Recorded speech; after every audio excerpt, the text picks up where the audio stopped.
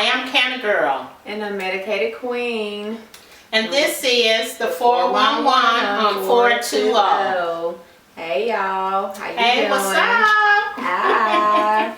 Welcome back. For those who was tuned in last time, I'm sure you enjoyed it, and this time it's going to be so much more fun. It is going to be fun.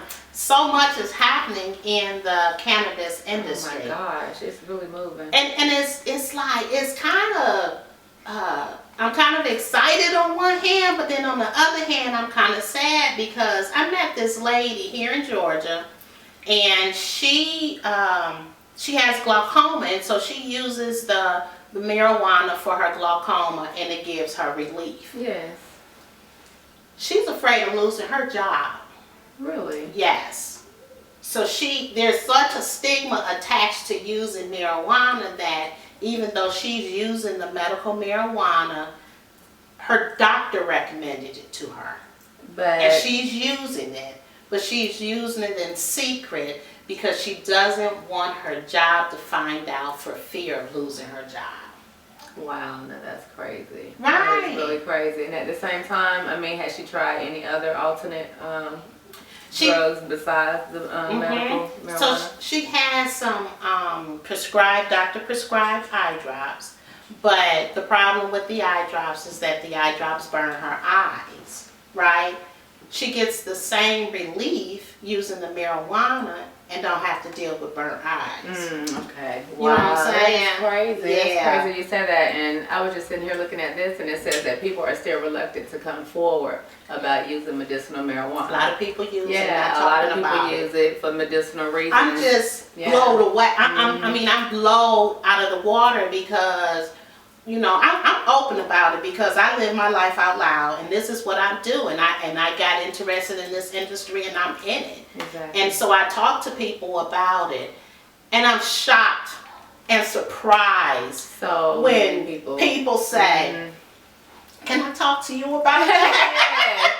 So many people are into medicinal marijuana. I mean, you would just be surprised in their private homes or whatnot, for whatever reasons or whatnot. But they at the end of the day, because of the myths and the embarrassment, they feel like that, you know, people they're going to be judged, them. right? Yes, or worse than that, they're going to go to jail. Lose their jobs too. Yes, but they're going to go to jail because marijuana is still illegal in Georgia. To an extent, they got the Haley's Hope bill, but you know, you could possess it up to a certain amount if you have the medical card, but you can't buy it in Georgia. No. You can't make it in Georgia, and you can't take it across state lines. So they can't do anything. Look, they automatically make you a criminal.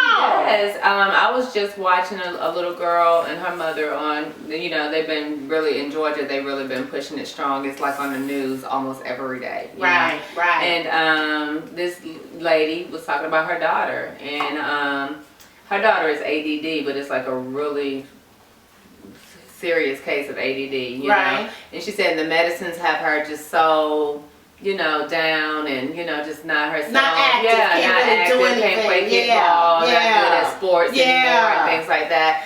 And they went the medicinal marijuana route, and the little girl is just on point all day, you know, very creative, having a good time, living a normal childhood life, you know. However, they asked her, where are you getting, you know, the products from? And her mother was like, I'm sorry, I cannot reveal that source, because she still had to go out on the streets into strange neighborhoods just to get, you know, to treat her child. Right. You know, and then you don't really know what you're getting with that street. Yeah, and that's the first thing I was thinking about. You know, you don't know exactly what you're getting, and is that particular strain you're getting exactly what she needs, you know what I mean? Yeah, it may be, you just don't want to, and I'm glad it's working for her. I'm glad it's working for her, but at the same time, you know. But it's a shame that, you know, this medicine is helping children. Because there's another case, right? You remember the girl who they named a strain after her? I think her name was Charlotte Figgy. Charlotte Figgy, and you told me that was the strand Charlotte's Web. Charlotte's Web, that's right. Charlotte was having like 300 seizures a day or something like a that. week, weekly, yeah, 300 seizures weekly.